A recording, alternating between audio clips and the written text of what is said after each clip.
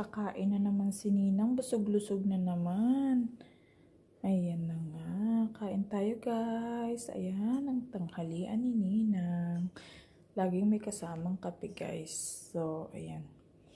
Ewan ko na lang pag hindi pa tumaba si Ninang. So, meron tayong ito, pork roll. Meron tayo dyan na may kasama ng salad. Meron tayong shepherd pie, avocado and banana, plus coffee.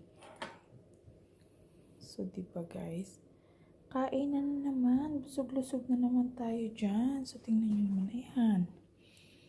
So, hindi kasi uso ang kanin pag lunch guys. So, ganyan lang ang ating pagkain. Kaya alam nyo na kung bakit malusog si Ninang.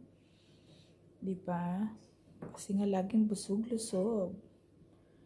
Kain po tayo guys. Thank you for watching. See you again next time.